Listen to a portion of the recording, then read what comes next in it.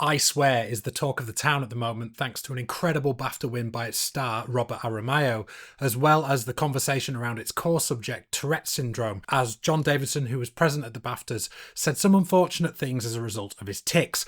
But hey, what about the actual film in question? I Swear follows John Davidson, diagnosed with Tourette Syndrome at 15. He navigates his way against the odds through troubled teenage years and into adulthood, finding inspiration in the kindness of others to discover his true purpose in life. Quickly, before we go on, I've been away a while.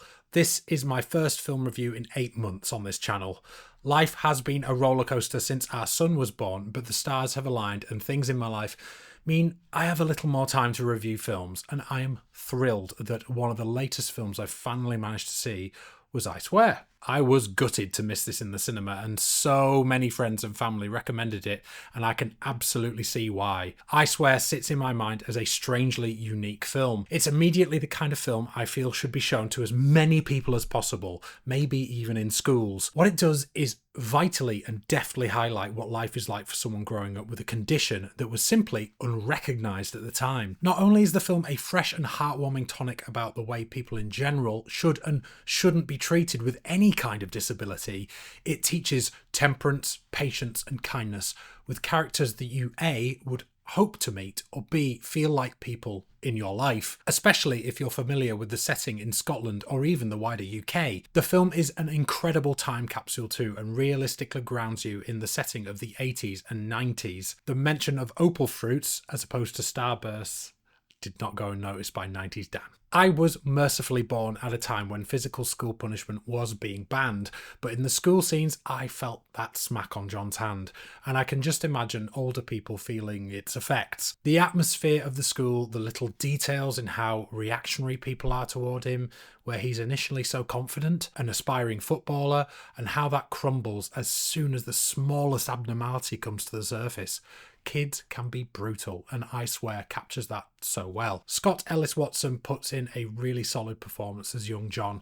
The scene at the cinema had me grinning from ear to ear with the overprotective mother, the flake ad, and that iconic Pearl and Dean placement. It transported me back to the way cinemas were. The moment is comedic, but at the same time, mortifying. The subsequent moments keenly put you in the perspective of a teenager feeling the weight of life crushing his once confident spirit. Fast forward, and what's obviously astonishing is the performance from Robert Aramayo. Wondering where you recognise him from? He plays Elrond in The Rings of Power. Here he is transformed as John Davidson. The veil never drops. He's unreal throughout as he gradually ages and deals with what life throws at him as he seeks to manage his condition. There are also some great supporting performances, especially from Peter Mullan as Tommy.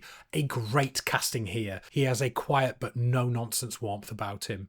When John and Tommy are together, this film is just so captivating. Maxine Peake is also incredible as the caring and supportive Dottie. Together, they all create this just really great dynamic. The whole film is so well paced. It knows how to focus the story, keep things moving, while having such memorable and impactful moments all the way through. There's not a scene that feels like it shouldn't be there. Each interaction brings with it a sense of foreboding. You feel for John each step of the way.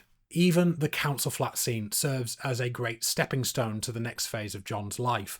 It's short, but cues up one of the standout scenes of the film. The thing is, there are many standout scenes, but one that hit hard was the library scene towards the end. I won't go into too much detail as I don't want to spoil things, but I've heard of several people who had a serious emotional reaction, especially those with mental health issues.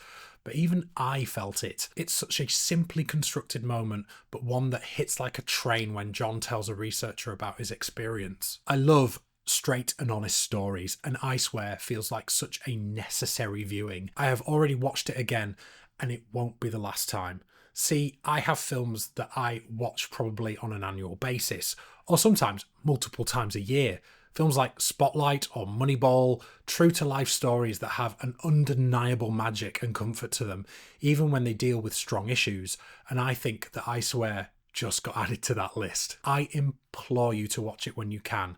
It's available now on Blu-ray, DVD, digitally, and is coming to Netflix in the UK very soon, if not already. And that's it for I Swear.